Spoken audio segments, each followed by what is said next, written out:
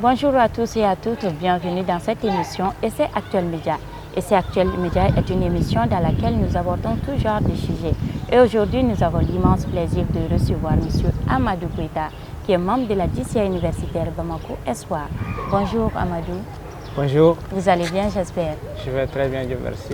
Bienvenue et merci une fois de plus d'avoir accepté notre invitation. Merci à vous aussi, ça fait plaisir. Tout le plaisir est partagé. Alors, M. Keita, quels sont vos mots de bienvenue pour nos chers téléspectateurs? En tout cas, je dirais c'est un honneur pour moi d'être ici pour partager mon expérience de la Jeune Chambre internationale avec des téléspectateurs ou bien des personnes qui vont regarder Actuel Média. En tout cas, je leur souhaite la bienvenue aussi. Merci beaucoup. Et qu'ils vont entendre un parcours qui est quand même très important. C'était quand même quelque chose de bien et ça mérite d'être partagé. D'accord. Monsieur Keita, Oui. avant de rentrer dans le vif du sujet, comment a été votre adhésion à la Jeune Chambre? Mon adhésion à la Jeune Chambre, c'était en 2017 où j'avais un grand frère au Grand Marché qui me disait que la Jeune Chambre c'était une organisation de bénévolat et qu'on apprend beaucoup de choses là-bas. C'est là qu'il m'a donné un contact du nom de Mamadou Touré qui m'a quand même facilité la tâche.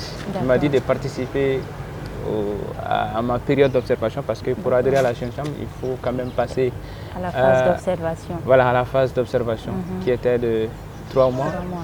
qui va aussi jusqu'à 6 mois. Donc c'est là qu'il m'a invité à rejoindre les activités de la Jeune Chambre et j'ai été les voir. Pour un début, c'était pas facile, j'ai dû laisser. J'ai dû laisser parce que je ne me sentais pas bien dans la Jeune Chambre. Ah, d'accord. Je ne me sentais pas du tout bien dans la Jeune Chambre parce que je ne connaissais pas l'endroit. C'était une zone quand même dont je ne connaissais pas du tout. D'accord. J'ai dû laisser 2017. En 2018, c'est là que je suis de retour. Grâce à Marietou Moribo Kandjalo, je pense, qui était le VP de la Jeune Chambre universitaire Bamako Espoir. Ah, Marietou. Marietou, oui. D'accord. C'est elle qui m'a motivé davantage, qui m'a dit de participer à la Jeune Chambre. J'ai dit, ah ok, je vais venir parce que je pense que maintenant, je me sens vraiment à l'aise et que je vais beaucoup apprendre davantage et que je vais vraiment me développer parce que à la Jeune Chambre, comme on le dit, on vient pour une cause. Oui. Mais on y reste pour plusieurs centaines de causes. Ça, c'est vrai. Donc je suis venu quand même pour apprendre et quand même avoir des relations un peu partout dans ce monde-là. Ok. Mais du fait que vous avez laissé la Jeune Chambre de 2017 à 2018, cela voudrait dire qu'avant même d'adhérer à la Jeune Chambre, vous étiez un peu timide ou bien c'est quoi? Parce que la plupart des gens qui viennent à la Jeune Chambre, tu trouveras qu'ils sont timides et ils ont ce petit chose en eux qui se disent que je n'ai pas ma place ici, il y a des gosses des riches qui sont là, ou bien ce sont les membres des sectes et autres. Exactement, c'est ce que j'avais à l'idée aussi. Je me disais que vraiment leur manière de s'habiller et leur manière de prendre la parole devant un public, et c'est tellement facile pour eux. Je me dis, ah, c'était pas du tout mon niveau. Si je pars là-bas, je risque de me sentir vexé parce que je ne pourrais pas parler comme eux, je ne pourrais pas me comporter comme eux parce que je voyais leur manière, c'était tellement au top. Tu Comme vois le cas de plusieurs personnes d'ailleurs. Tu vois, non, c'était pas facile du tout. C'est ce qui a fait que j'ai dû laisser un peu. Et après, je me suis rendu compte que c'est en passant à l'action que je pourrais être comme eux, que je pourrais vraiment parler comme eux, m'habiller comme eux, se comporter comme eux. Parce que, on peut le dire, les membres de la Jeune Chambre aujourd'hui, c'est des modèles de citoyens. C'est des modèles de citoyens, c'est des gens qui inspirent beaucoup la communauté. D'accord. Alors, comme vous avez l'habitude de le dire à la Jeune Chambre, qu'un homme, un mandat. Alors, vu que vous avez été observateur, membre, directeur de projet, et au-delà de ça, vous avez été vice-président à l'internationalisme, et vous avez même été commissaire aux comptes. Alors, parlez-nous un peu de ce parcours-là. Oui. J'étais observateur. En 2018, j'ai été intronisé. Après mon intronisation, j'ai dû occuper le poste du directeur de projet parce qu'à la Jeune Chambre, quand on vient, on te met à l'œuvre. On te met à l'œuvre en te donnant un projet que tu vas diriger. Donc j'ai eu l'immense plaisir de diriger le projet Rio, qu'on appelle Rencontre Interorganisation Universitaire d'Afrique de l'Ouest. En ce temps, c'était à Abidjan. D'accord. Je devrais diriger l'organisation pour aller à Abidjan représenter le Mali, ensuite faire tout ce qu'il y a là-bas. En fait. Sous la présidence d'Aklini. Voilà, sous la présidence d'Abouakar Aklini. Oui. À ce moment, j'avais comme vice-président Mamadou Sissé. Et moi, j'étais le DP, le directeur du projet.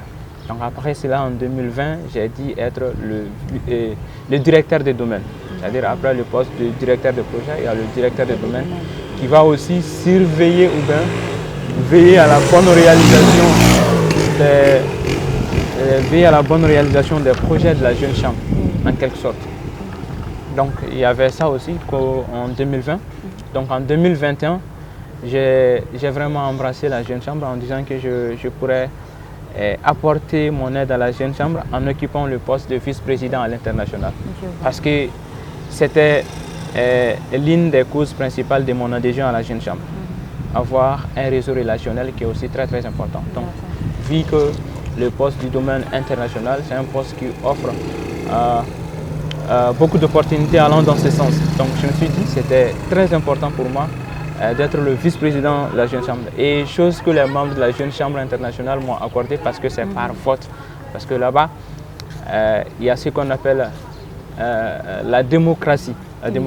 Donc une fois que tu veux occuper un poste, il faut quand même que les membres le valident. Il faut passer par l'Assemblée générale et ensuite la Convention nationale pour que les membres puissent le valider. Donc les membres m'ont élu comme vice-président en 2021. Donc j'ai eu l'immense plaisir de visiter beaucoup de régions du Mali, notamment des Kaï, Koulikoro, Ségou, Mopti. On a quand même vécu beaucoup de choses en 2021. Surtout pas Koutiala. À Koutiala surtout, Sikasso notamment, je me souviens très bien. Et ensuite on a eu à visiter à l'international, notamment en Côte d'Ivoire, lors de l'ère convention nationale. Et ensuite on a été au jumelage de notre jumelle de Ikorogo. En ce temps il y avait le président Kader qui avait son mandat, qui a débuté son mandat, qui était aussi un président très actif qui venait au Mali. Et ensuite, on partageait avec les membres du Burkina Faso, de Bobo Dioulasso. On a partagé aussi avec les membres du Niger, notamment Fatou Maïga du Niger. Et ensuite, en tout cas, c'était quand même une belle année. C'était l'année où j'ai vraiment vécu la Jeune Chambre, où j'ai vraiment partagé, où j'ai vraiment aimé des souvenirs que je ne pourrai jamais oublier de ma vie. Alors, Koita, vu tous ces parcours-là, comment est-ce que la famille a pris ce changement brusque? Parce qu'au début, vous me disiez que vous étiez du genre timide. Comment il a pris ce changement? En tout cas, à mes débuts, j'étais à l'école et ensuite je rentre à la maison. Et si je sors, c'est pour aller au grand marché parce que nous, les Diamandos, c'est le marché. Donc, la famille ne comprenait pas du tout. Je n'étais pas au marché, je n'étais pas à la maison. Mais je sors quand même parce qu'à la Jeune Chambre, là, ça demande du temps.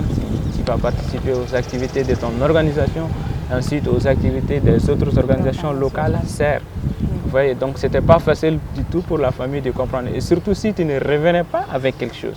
Parce que la famille te voit sortir, mais on ne te voit pas revenir avec quelque chose. C'était vraiment pas facile pour eux de comprendre. Mais ils se disaient que la Jeune Chambre quand même, en tout cas ça semble être une belle organisation parce qu'ils voyaient en moi un comportement nouveau. Un comportement nouveau qui quand même, c'était pas dans les habitudes de la jeunesse de notre famille, surtout de notre communauté en quelque sorte. Le comportement nouveau, ce serait quand même d'être, c'est-à-dire un citoyen modèle. Ils voyaient un changement en moi en quelque sorte. Donc ils essayaient de comprendre, ils essayaient de jongler entre les idées en fait. Tout en disant qu'il y a vraiment, l'organisation semble être une belle organisation parce que je fréquente des bonnes personnes qui viennent des fois à la maison, qui deviennent des frères et des sœurs de la vie même en fait. L'exemple palpable là, devant moi. N'est-ce pas? Oui, c'est un peu ça. Alors, qu'est-ce qui vous a le plus marqué dans la Jeune Chambre? La chose qui m'a le plus marqué dans cette organisation, c'est que, comme je venais de le dire, tu vas rencontrer des personnes extraordinaires que tu n'as pas l'habitude de rencontrer à l'école, au quartier, et même dans les autres organisations des jeunes. Pourquoi? Parce que l'organisation est faite de telle sorte que toutes les personnes qui viennent dans le but d'un changement positif. Donc les actions qui sont menées dans cette organisation aussi sont menées dans le but de changer les choses positivement. Oui. Donc la chose qui m'a plus marqué dans cette organisation, c'est que l'organisation est vraiment une organisation, c'est une école de vie en quelque sorte. Oui. C'est la chose qui m'a le plus marqué en fait. C'est une école de vie qui m'a permis quand même de vraiment aimer cette organisation. C'est grâce à cette école de vie que je peux dire aujourd'hui Amadou Koïta est ce qu'il est aujourd'hui. Il est quand même apprécié par certains, il est quand même apprécié par beaucoup de personnes. En tout cas, ça fait plaisir. C'est grâce à cette organisation que je parviens à me tenir, à parler bien et ensuite à tisser des liens d'amitié, même au Mali, même à l'international, qui fait quand même, je m'épanouis en fait en quelque sorte. Nous vous rappelons que nous sommes avec M. Amadou Koïta, membre de la JCA universitaire Bamako Espoir. Pour ne rien rater, restez connectés sur nos différentes plateformes, à savoir Facebook Actuel Média, YouTube Actuel Média et notre site internet www.actuelmedia.net. Alors, M. Koïta, qu'est-ce qui vous pousse toujours à rester dans cette belle organisation qui est la JCA? Ce qui me pousse à rester dans cette belle organisation, comme je t'avais dit à mon début, je disais que à la Jeune Chambre, on y vient pour une cause. Mais on reste pour une centaine de causes. Avant de venir, on a un objectif clair qui est quand même, c'est-à-dire qui est par exemple moi, personnellement, j'avais comme objectif de venir quand même, de pouvoir s'exprimer bien en public. C'était mon objectif principal. Lorsque je suis venu, j'ai dit, je vais augmenter ça encore pour dire, je vais essayer de tisser des liens, notamment au Mali et aussi à l'international. Qui est une deuxième cause qui fait que je reste à la Jeune Chambre. Pour dire que ça ne finit pas. La Jeune Chambre, on vient pour une cause, mais on reste pour une centaine de causes. Pourquoi? Parce qu'aujourd'hui, quand tu dis Amadou Koïta, tu vas dire Amadou Koïta qui est le membre de la Jeune Chambre. Moi, je reste à la Jeune Chambre parce qu'il y a toujours des personnes extraordinaires qui font que je vis chaque jour, c'est-à-dire je suis bien entouré. Par exemple, il y a un adage qui dit « Dis-moi qui tu fréquentes, je te dirai qui tu es ». Donc à la Jeune Chambre, je fréquente les meilleurs qui me poussent à aller à l'avant chaque jour, qui me forcent même, pas me poussent, qui me forcent à me développer. Parce que du moment où on te met à l'œuvre, on te donne des tâches à exécuter, on te pousse à te développer, on te force même à te développer. Donc c'est quelque chose qui fait que je suis obligé de rester, bon pas obligé, mais c'est une obligation morale pour moi de rester à la Jeune Chambre. C'est une obligation pour moi de rester connecté avec ses membres extraordinaires. Donc, je vois, si je comprends mieux, vous êtes en train de dire que vous allez faire encore une longue carrière. Donc vous voulez même aller au-delà de la nationale ou bien internationale? Ça est dans mes projets. D'accord. Ça est dans mes projets. D'abord, d'occuper des postes, parce que pour apprendre plus, il faut occuper des postes. Il faut vraiment se mettre à l'œuvre. Donc, ça y est, c'est-à-dire, je vais dire que dans mon objectif, je vais devenir un président national. D'accord. Ensuite, pourquoi ne pas aller à l'international, voir qu'est-ce qui se passe là-bas. Et ensuite, essayer de faire de la meilleure des manières.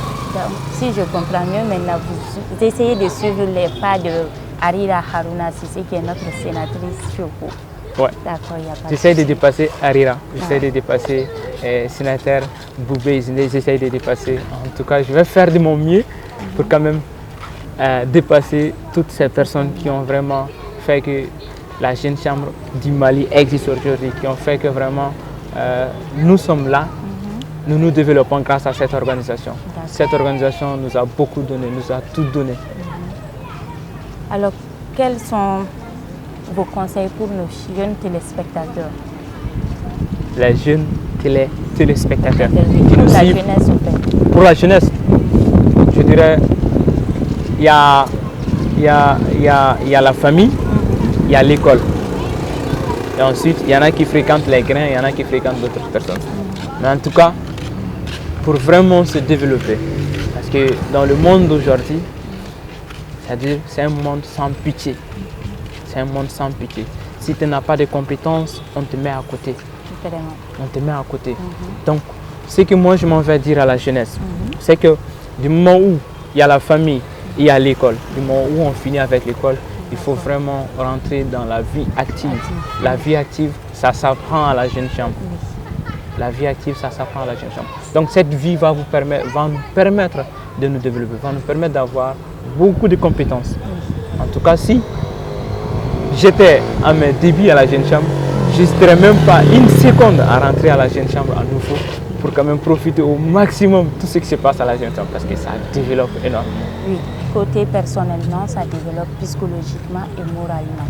Exactement. Et pour ne pas vous dire que ça développe financièrement parce qu'à la jeune chambre, on nous apprend aussi le leadership et l'entrepreneuriat et autres. Exactement. Oui. Il n'y a pas que ça.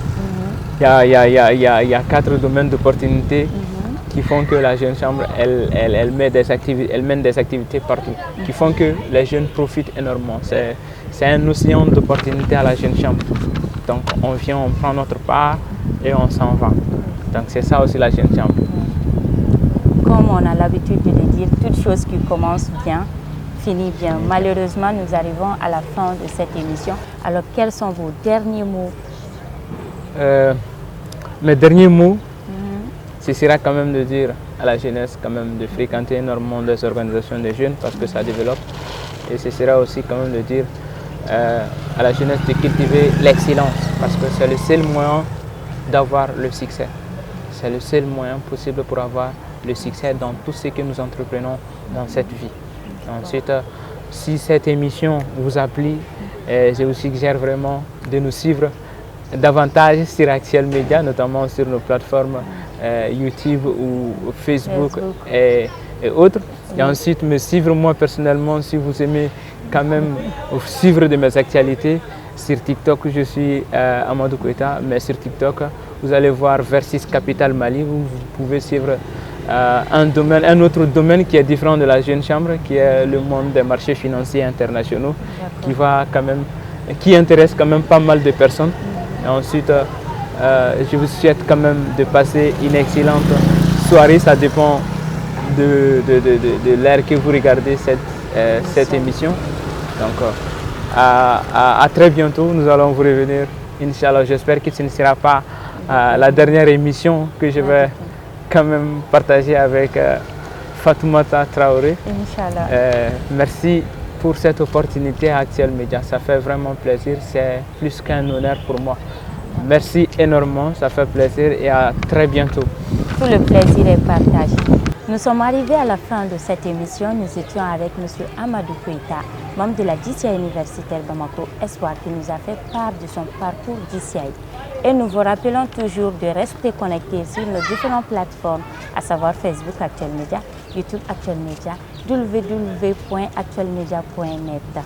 D'ici là, portez-vous bien et on se dit à très bientôt.